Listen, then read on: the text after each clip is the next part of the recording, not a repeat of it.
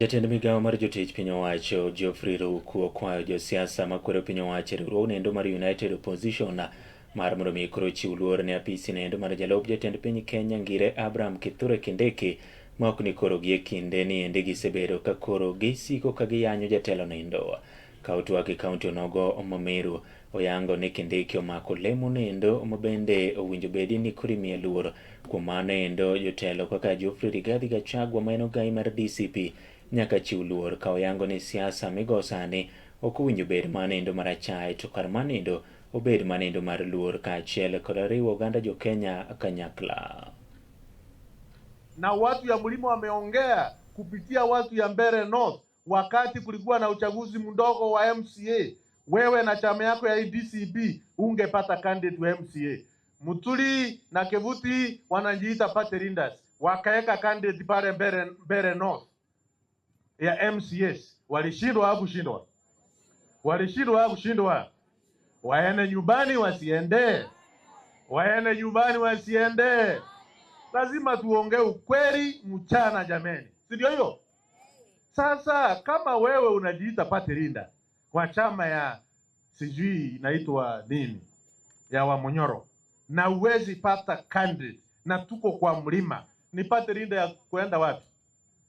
Kama wewe unajiita party leader wa Democratic Party na polling station yako ambayo inaitwa Kanyombora unapata 31 vote, wewe ni party leader wa kiwango gani? Kama wewe ni party leader unajiita ya Bas Lene Kevuti anaweka candidate pale Momenje, anashindwa na William Ruto ambaye hata kufika Mbeere North, na wakati William Ruto ataweka shati akuje hapa kwa kazi, wao watu watalia jameni. Kama tunawafukuza sisi, wakati William Samoei Ruto ataondoka kwa ofisi Ikuru aseme sasa ameanza siasa, hii watu si watakimbia?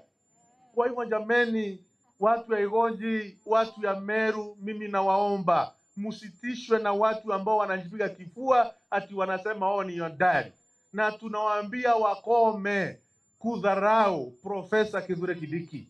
Yeye ni profesa, yeye amejituma, anatia bidii, amesaidia rais wa Jamhuri ya Kenya kuweka Kenya pamoja na kuhakikisha kwamba uchumi wa taifa letu la Kenya umedhibitika. Hiyo kazi Profesa Kithure Kindiki amesaidia William Samoei Ruto rais wetu. Wawache kumdharau, wawache kumdunisha, na wasifikiria hatuna midomo ya kuongea.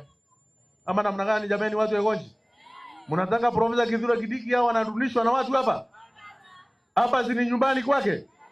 Hapa si nyumbani? Watukome, tunawaambia watukome tukiwa hapa kwa hii mlima. Si ndio hiyo?